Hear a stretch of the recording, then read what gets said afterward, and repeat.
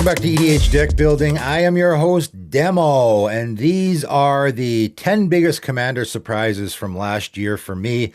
I've done a few videos in the past about commanders, cards also that surprised me, but mostly commanders that surprised me, where I just thought they would be really popular and they weren't, or they're way more popular than they were. And going forward, I think from now on, I'm just going to do maybe one a year where I'll go back, look at all those commanders that came out last year and talk about the ones that have surprised me the most after they've been circulating in the format for a while, right? So all the commanders that came out last year, and of course we got a ton, the most ever. I went through all the commanders that came out last year and I pulled out the 10 that surprised me the most, whether it be I thought they would be more popular, and that's most of them on this list is I thought they would be more popular, but also a few where I'm like, wow, that is really popular, and I'm pretty surprised by it. I'll just say there are a bunch I've already covered, like Benny Brax, for example, that I'm shocked how unpopular it is. I've already talked about that, right? I tried not to hit on any that I've already talked about quite a bit on my channel. Miram, another one that is way more popular than I thought it would be. Giada. Basically, Giada and Benny Brax have switched spots for me, where I would have assumed they were in reversed roles there. Giada is, I think, still the most popular mono-white commander in the entire format, and Benny Brax is, nobody cares about that at all. Stuff like that. Stuff where I think, again, just for me, my personal opinion, I'm surprised. I'm like, wow, I thought this would be really popular, and it's not at all, right? So I'm going to start out with Toluz Clever Conductor, which of course came out in New Capenna last year. A very interesting casting cost here. Of course, it is a Esper commander, but you have a Azorius hybrid mana, a blue, and then a Dimir hybrid mana. There's a few commanders like this, and the funny thing is you could cast this just for blue mana, right? Going on a little bit of a side discussion here for a minute. A lot of people have talked about making it so that you could put hybrid mana, like a Dimir hybrid card, in a mono blue or mono black deck, and I don't like that, and this is one of the reasons why. You could put this guy in a mono blue deck if that was the case, right? Which I don't love that, right? So anyway, what's it actually doing? So Human Rogue 3/1, when Toluz Clever Conductor enters the battlefield, it connives, which of course was the mechanic from the set, which is okay. That's not bad. You're getting that trigger that is then obviously going to play into the next few abilities. Whenever you discard one or more cards, exile them from your graveyard. When Toluz dies, put the card exiled with it into their owner's hand. That is just such a great, again, open-ended, doing the discard thing, which I think is really, really good for, Dimir colors for sure. Esper colors obviously great. I just thought this was a super open-ended commander that you could do a ton of different things with, that I'm shocked how unpopular it is. Now, 956 decks on EDH Rec ain't bad. It's under 1,000, right? And getting into the numbers here a little bit, and I use the EDH Rec stats a lot. What else am I supposed to use? I also use my eyeballs, right? Whenever I talk about the popularity or unpopularity of cards, or cards I don't see anymore, which is another video I did recently, it is also, I'm using my eyeball. I never see it. I've never played against a Toluz deck myself. So there's also that, right? And I thought this was going to be a really popular commander, or at least moderate, like 3,000 decks on EDH Rec. Under 1,000 is not a lot, right? Under 1,000 on EDH Rec, that bar now is, you're just rarely ever going to see it, right? You're rarely ever going to see a commander that is under 1,000 decks on EDH Rec unless there's a guy in your own playgroup that has it, right? That's essentially kind of what that number means. And of course, because I don't have any people that I play with that have this deck, I never see it. There's a lot of really neat things you can do with this commander. I talked about Unearth. I think I did a short about it. As an example of the neat things, that's an absolute slam dunk in this deck, because of course Unearth, the card Unearth, not the mechanic, for 1 mana gets your 3 mana value commander out of the graveyard. And of course you have a commander that you want to die, but what's even better about it, and there's actually a few cards that will work this way. Unearth is particularly good because I can cycle it. And of course, cycling is discarding. That's something you could do an Esper cycle deck. And I know there's already cycle commanders, but you can do an Esper cycle deck here. Cycle away Unearth, and then when my commander dies, the Unearth goes to my hand, then I can get my commander back. I just let it go to the graveyard, right? So perfect fit there. And of course, sack outlets and all that you want as well, because you really want that dice trigger. Transmute is one of my favorite mechanics of all time, which is another thing that works phenomenally here, where I transmute that card. Because that is a discard, it gets exiled by my commander, and then I sack my commander. I get all that stuff back to my hand, and I can tutor for more stuff. There's so many neat things you can do here, and this is the one. I'm starting with this one because I actually made this deck. I made a deck, okay? I made a Toluz deck with a lot of the stuff I just talked about. I did a whole bunch of different things in there, and there's a lot of neat little combos you can get into. I'm not going to cover too much of what I did because this is not a deck tech video, but there is a deck list for this guy in the description below because I made one, so I'm throwing it out there. All right, next up, Duskbringer, 5 and a black vampire angel, 4/4, flying death touch lifelink. Phenomenal combination of abilities there already. Whenever you gain life, Duskbringer gains indestructible until end of turn. That ability alone is pretty fantastic because getting those instances of life gain on other opponents' turns when they will likely be casting their, board wipes, that ain't hard to do at all, right? So your commander getting indestructible very easily that's a really nice thing to have, especially when it costs 6 mana. But of course, the reason I thought this would be more popular is at the beginning of your end step, you may pay 1 and a Orzhov hybrid mana, so white and black. When you do, return target creature with mana value X from your graveyard to the battlefield, where X is the amount of life you gain this turn. So this has 1100 decks on EDH Rec, which is pretty good. Again, so now we're getting a little more up there. First of all, this came out in Jumpstart last year, and again, with the Jumpstart, and the original Jumpstart, I talked about a lot of commanders there where I'm like, I'm surprised this isn't more popular. There was a lot of really unpopular commanders from the original Jumpstart, and a lot of people told me it was because of the availability of the cards. I don't know if that's the same situation here or not. It's sort of a weird set that doesn't really fit with everything else. So maybe that has something to do with it. You have first of all, black and white life gain, which there's a ton of support there. You have a commander that has great abilities, gives itself indestructible, and is doing the Reanimator theme as well. I thought this would be the most popular commander from that set, and it is not. And I thought it would be a lot more popular than this. This was not, it's not hugely surprising, but it's pretty surprising. I thought this guy would be more popular because it's just hitting on a lot of the things that people look for. I mean, your commander's gaining life, so at the very least, I can just put, 4 mana value things in here because my commander's a 4/4 that I can just be getting out of my graveyard every single turn. There's a lot you could do here, and it's pretty powerful as well. I'm surprised it's not more popular. A commander that I am surprised how popular it is, right? So I'm going in the other direction now, is Shai Genesis Engine. 2 white and a blue, legendary artifact vehicle, so not even an actual legendary creature, but of course it says on it, it can be your commander, right? It's an 8/8, so big boy,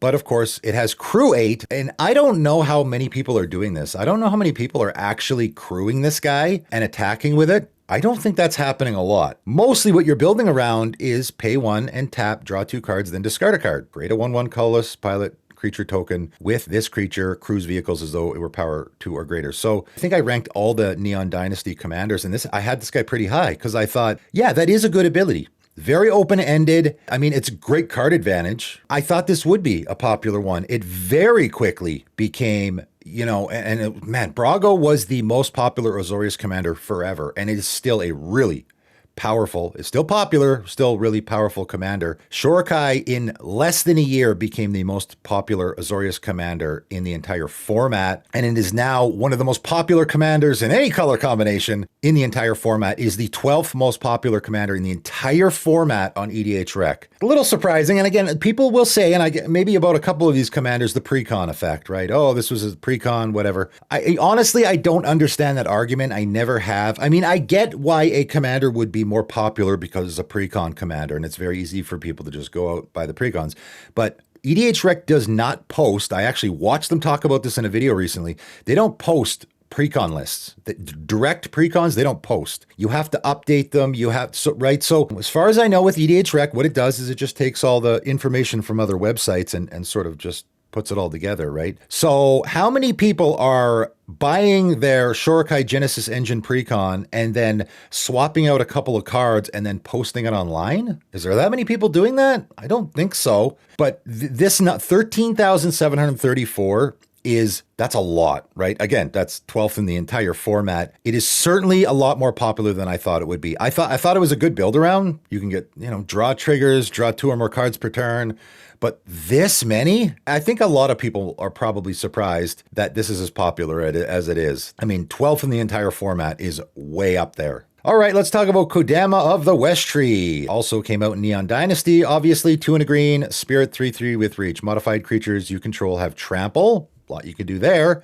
The real build around here is whenever a modified creature you control deals combat damage to a player, search your library for a basic land card. Put it onto the battlefield, tap, then shuffle. What a fantastic payoff. I talk about this all the time. If you're doing a certain theme, like you're doing the modified theme here, it's nice to have a good payoff for going down that road. What a phenomenal payoff, right? And just ramping in general is great. When you're doing that on a commander, a couple of, like I can throw in a root path purifier now. And again, if you're building this deck, it's an auto include in my opinion, because now I go get any land out of my deck and put it directly into play. Panglacial Worm is also a fantastic fit here because I'm searching my library repeatedly, so that's just a free creature to go grab. Seems pretty good with you throw some equipment and auras on it as well, right? And in fact, I did a Panglacial Worm Secret Commander deck, and Kodama the West Tree was the commander that I picked for that deck because it is a commander that can, not only are you ramping lots, so it's easy to cast, but also I'm repeatedly searching, so it's easy to go get. Not only is it great commander all around that you can do a lot with,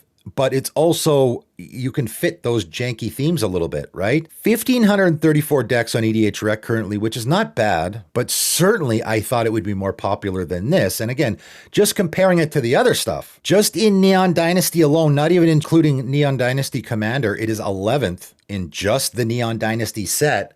And just in mono green commanders, it is 22 in mono green commanders, right? So like, wow, that's surprising for me. All right, moving on to a commander that I was way off about. Lagomos, Hand of Hatred. 1 black and a red, human shaman, 1/3 at the beginning of combat on your turn. Create a 2/1 red, elemental creature token with trample and haste, sacrifice it at the beginning of the next end step. So that alone, again, very build aroundable. You have, Rakdos does the sacrifice theme really, really well. There's tons of support there. Just that ability alone, this deck builds itself. You can spit out a token every turn. You can sacrifice it to something else, or you can let it go to its own ability, get a whole bunch of triggers. Very easy to build around. But what I thought was going to make this commander a fairly popular build around was tap, search your library for a card, put it on into your hand, just tap, tutor, right? I just tap and I get a demonic tutor, then shuffle, activate only if 5 or more creatures died this turn. And I thought, well, that doesn't seem that bad, right? I can sacrifice my creatures. If I have like a Dictate of Erebos in play, every time I sacrifice a creature, all my opponents do.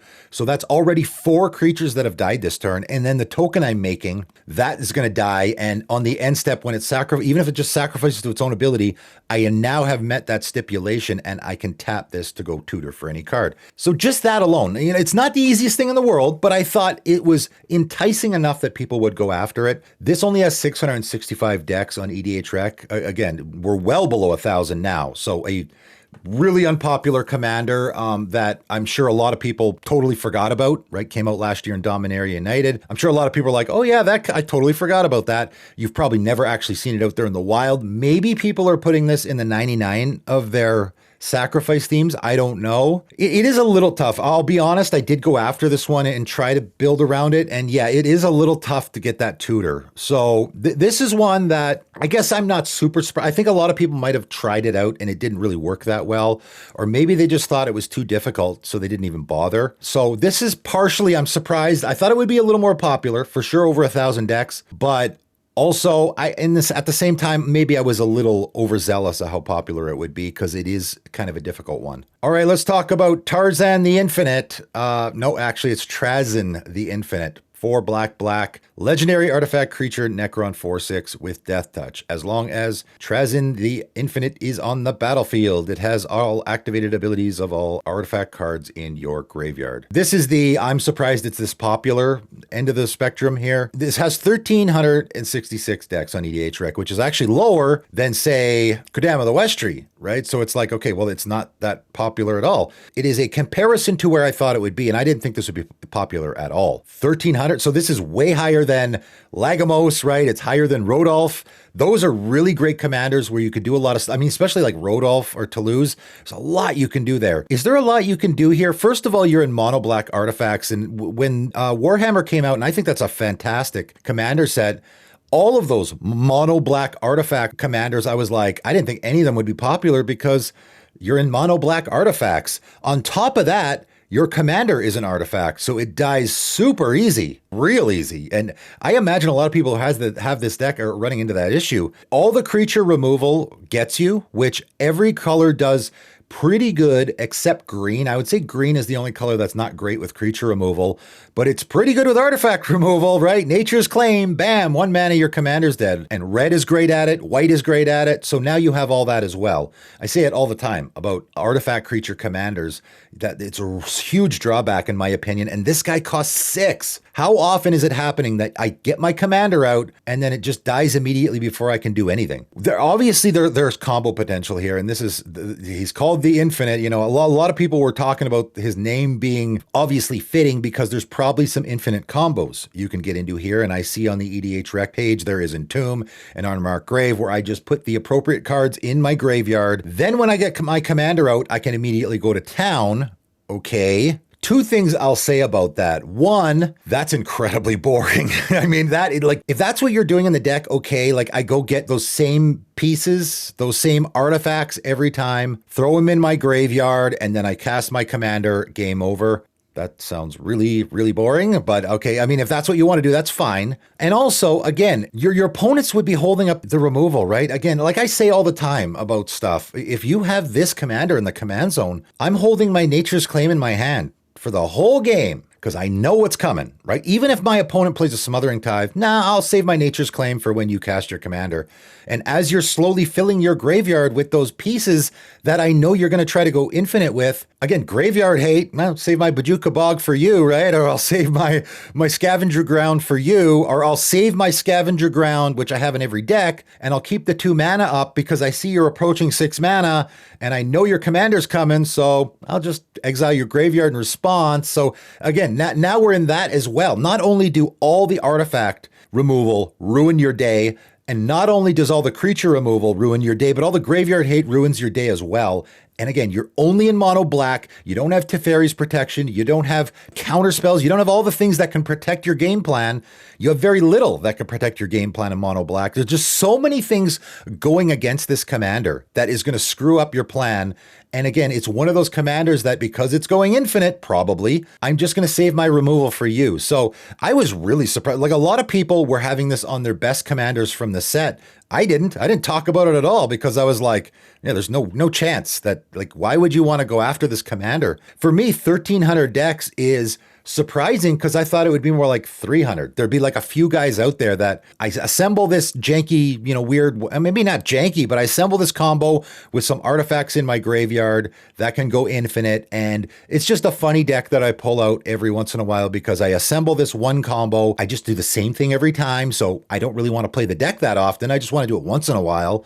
And I'm the arch enemy at the table because everyone knows I'm doing that. So another reason why I don't want to be doing it all the time. So this is just, I grabbed this commander for a very specific reason where it just surprises me that people want to do that at all. I understand what you're doing and I understand the appeal. I just don't get why that is. I mean, honestly, I don't get the appeal. I don't understand why that's appealing to people because you are a target right out of the gate, which is something I never want to be in a commander game. And also it's very easy to break up your plan. And also you're probably doing the same thing every time. So just a whole bunch of reasons why I would never be interested in a commander like that. And I'm kind of surprised it's as popular as it is. Okay, let's talk about Torsten, founder of Benalia. 5 green and a white, human soldier 7/7. When Torsten, founder of Benalia, enters the battlefield, reveal top 7 cards of your library. Put any number of creature and or land cards from among them into your hand and the rest on the bottom of your library in random order. When Torsten dies, create 7 1/1 white soldier creature tokens. I'm not going to stay on this one for too long because I already covered this in my 5 build series.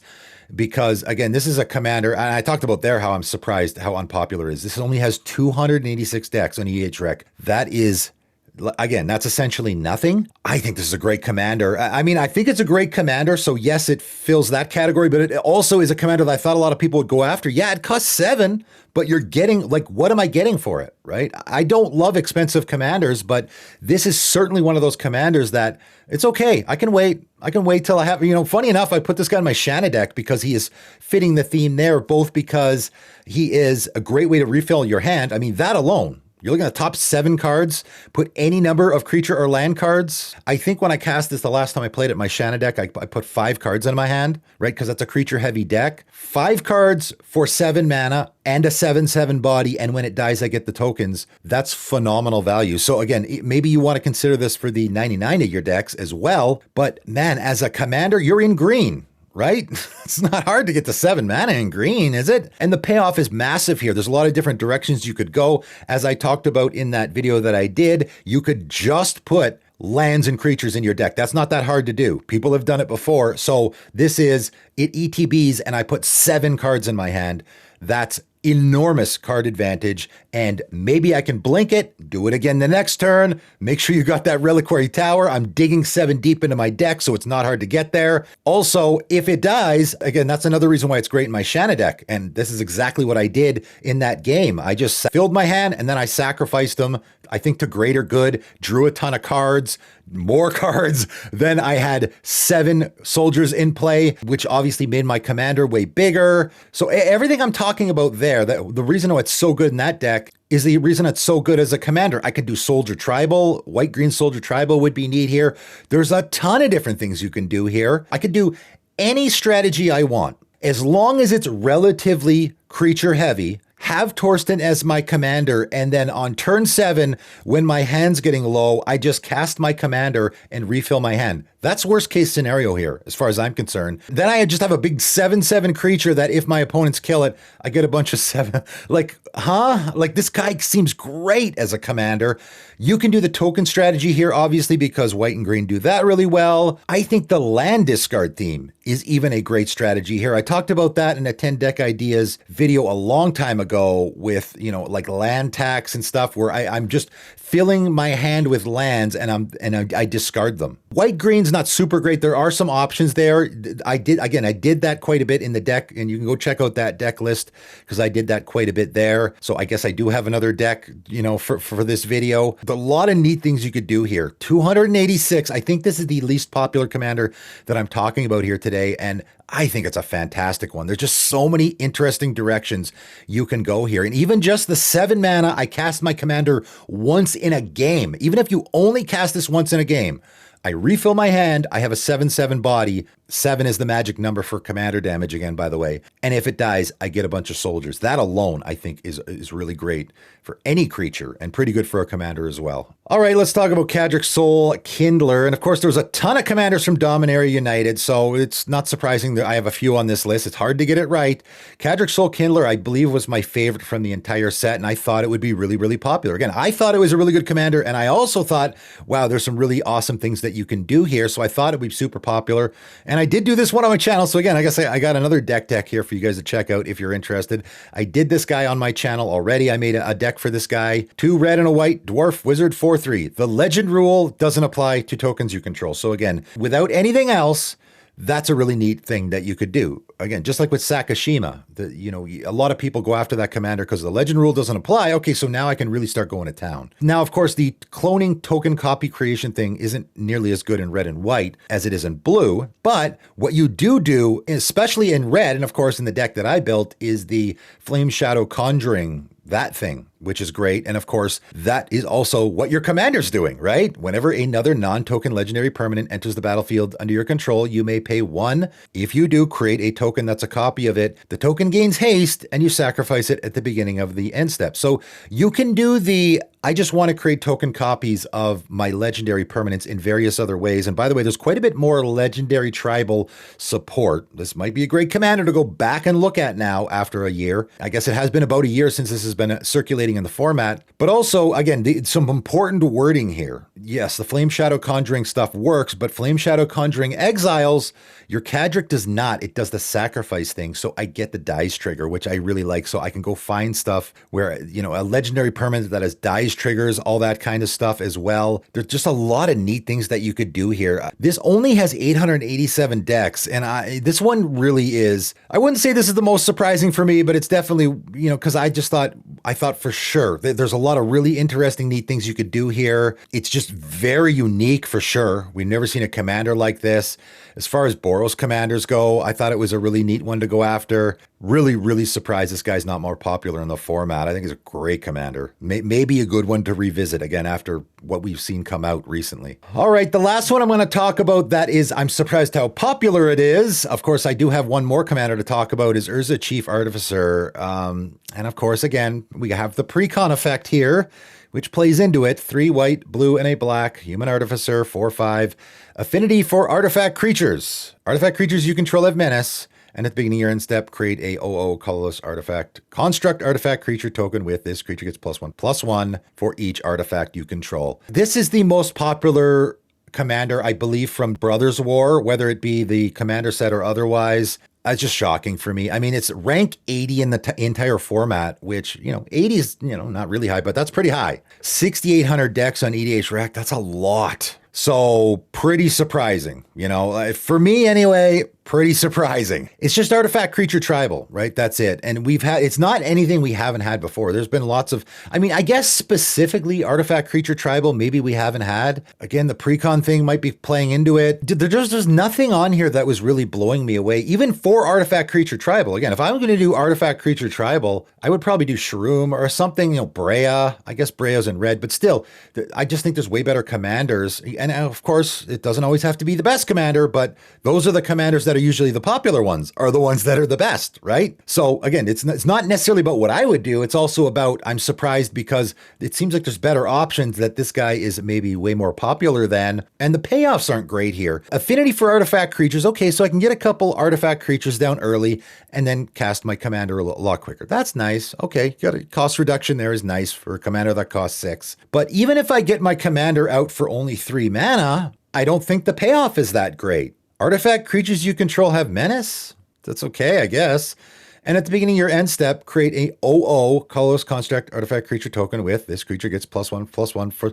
So I'm creating a construct artifact creature token, essentially a vanilla artifact creature. The least threatening thing in any commander game as far as creatures go is a vanilla artifact creature. There's nothing less threatening than that because, first of all, it's vanilla. It doesn't have any abilities. I guess your commander's giving it menace. That's okay. But also, again, we're back to the artifact creature thing. At least your commander's not an artifact creature, but artifact creatures are so easy to remove, right? Now we get into the board wipe discussion. This is why I've done artifact tribal in the past. And I've done artifact creature tribal in the past. I've made like mirror decks and stuff before there was actually a mirror commander. And I abandoned it immediately. I was like, this ain't working because it's just such an easy blowout. And you are in white and blue here. So now you have Teferi's Protection and Flawless Maneuver and the counter spells. Okay. But it's still like you just have to leave up mana all the time because it is such an easy blowout. That's why I've always avoided that strategy. Even enchantment tribal, that's not great either, but that's not as bad as artifact tribal. Artifact creature tribal,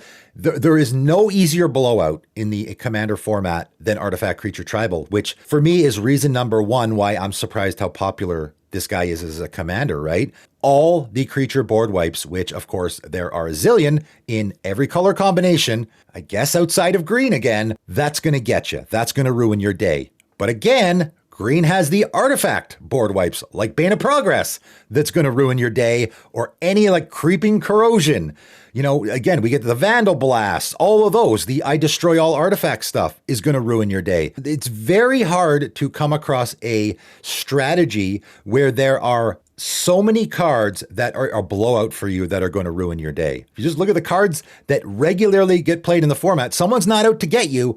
I just happen to have an Austere Command in my deck because it's a great board wipe anyway. That ruins your day. I have Vandal Blast in every single one of my red decks because it's just a great commander card. That ruins your day. Bane of Progress is probably one of my favorite cards in the entire format. I have it in all my green decks, and that completely ruins your day. So if you just look at the commander staples that are played in every commander deck, how many of those are going to ruin your day in an artifact creature tribal theme? I'm not trying to harp on it here. And if you want to play artifact creature tribal, that's fine. But I'm just surprised that many people went after it when, again, the payoff here I don't think is very good. I give my artifact creatures menace, and then I'm just spitting out a token every turn. And you can build around it. Certainly, there's lots of artifact tribal support, and maybe that's why.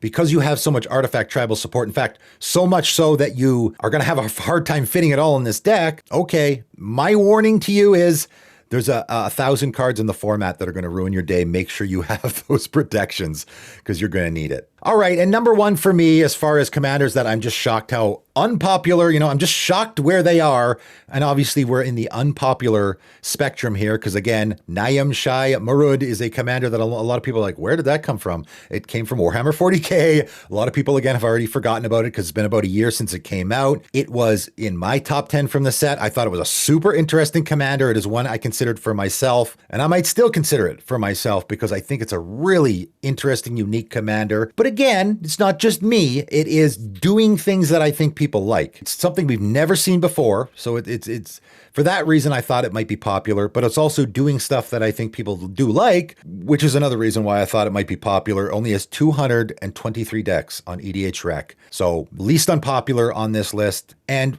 obviously incredibly unpopular in the format. Nobody likes it. I don't get it. What's it doing? 2 white, black, human rogue, 3/3. So I will just say we are a rogue here. Human also. So you could do the human tribal stuff, rogue tribal stuff, the stuff that fits. Okay, I'm not saying you should do human or rogue tribal here. I'm just saying any stuff that fits with your commander, like that Cloak and Dagger, right? That's a card I definitely would want to put in this deck. Whenever Nayam Shai Marud deals combat damage to a player, you may have that player return target permanent card from their graveyard to their hand. If you do, that player chooses a permanent card in your graveyard, then you put it onto the battlefield under your control. It's such a unique and interesting ability. And again, this is a commander where I'm like, this is doing not one, but 2 things that people usually really like in a commander game, where it's doing the politics thing first. People really like that. I attack with my commander, I get in for combat damage. And again, because you're doing the politics thing, you can have your opponent let you get in for combat damage. And you just say, hey, I'll return a permanent that you want from your graveyard to your hand. And in return, you pick the thing that I want.